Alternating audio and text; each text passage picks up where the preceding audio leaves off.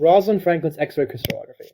I chose to do this project because I'm a human biology major on a pre-med track, so I'm very interested in medicine, and I also work in a lab that deals with DNA elements of commonly infectious pathogens.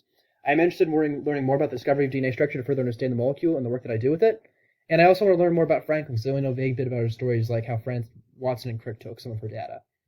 This topic also links to light and color because X-ray crystallography is used to determine structure, utilizing light and diffraction concepts from the course. So before DNA structure, Franklin was born in London to a well-off family, and then she pursued chemistry at Cambridge despite the discouragement of her father, who believed it was too hard for a woman to have a scientific career due to the unreceptiveness of society. She worked independently at Cura studying the structure of coal, and she learned X-ray diffraction in Paris and became a leading expert. She was recruited to King's College by Franklin Randall to work on DNA structure in 1951 in his lab, which used X-ray crystallography. So X-ray crystallography is a method of determining positions of an atom in a crystal. So first a substance is purified and crystallized, and then a beam of X-rays is shot through the crystal structure. The crystal causes the beam to diffract into a detector in specific positions, and this forms a diffraction pattern which can be used to determine the structure of a molecule. Points in the detector have varying brightness depending on if the beams reflected at that point interfere constructively, destructively, or partially, so it depends on whether the waves are in phase and add together, out of phase and subtract, or somewhere in between. Next, diffraction pattern is converted to something called an electron density map, which is a map used to assign atoms to a specific point by the density of electrons at that point. So what is diffraction? Diffraction is the change in direction of waves such as X-rays when they pass through an opening or around a barrier which is in their path, such as a crystal. Some of the beam will continue on through, whilst other parts of the beam will change directions. So a way to calculate different types of the structure was using something called Bragg's rule, which uses X-ray diffraction to calculate the distance between atoms and lattice spacing in the DNA crystal. So the difference in spacing between loops in DNA crystal. This equation works for constructive interference when they're both in phase. And the equation is 2d sine theta equals n lambda, where n is the order of diffraction, which is which number bright spot it is. So the first bright spot will have a value of n equals 1. Lambda is the wavelength of light used. Theta is the glancing angle, so the angle of the wave bouncing off of the atom in the crystal. And d is the spacing between atomic layers or between DNA loops. And for DNA, it's often replaced by p. And the 2 comes from the differing distance the 2 waves have to travel to reach a bright spot. So for an example, to mathematize and give a quantitative component to this equation, a second-order bright spot is resulting from DNA X-ray crystallography is located at an angle of 0.044 degrees from the beam of X-rays, which is a horizontal line.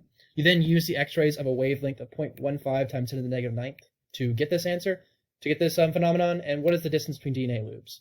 So you can plug in your values to the equation and find out the distance between different DNA loops is 3.4 times 10 to the negative 9 meters, which is consistent with Rosalind Franklin's model and is an example of some of the calculations that she might have done.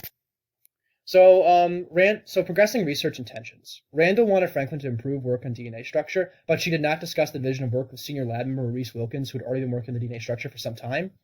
She arrived while Wilkins was away, and he assumed she was just an assistant. Their relationship deteriorated from there, which resulted in a hostile work environment and very little respect from her colleagues. She was able to deduce that DNA was likely helical and phosphates the outside with the help of a graduate student, Raymond Gosling. And Watson and Crick attended a lecture of hers on the topic, and Watson did not pay attention at all and objectified her, focusing on her appearance, and believed that he knew more than she ever could about her data. And then somewhere in this time period, famous photograph 51 was taken, which is what they used to determine the structure of DNA. So by 1953, Franklin was ready to leave King's College due to hostilities. And while she was in the process of leaving, Wilkins showed Watkins photograph 51 without consulting Franklin, who instantly recognized that the DNA was a regular double helical structure due to evenly spaced bright spots and an X pattern.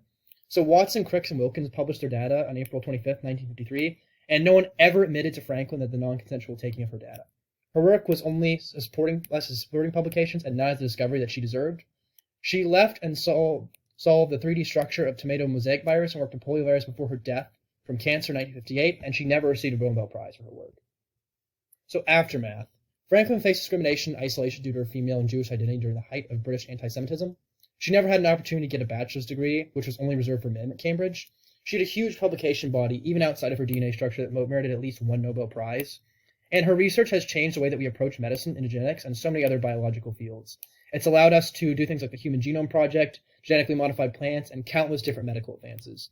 It also gave the world the most iconic symbol of biology, the double helix. And here are my sources. Thank you.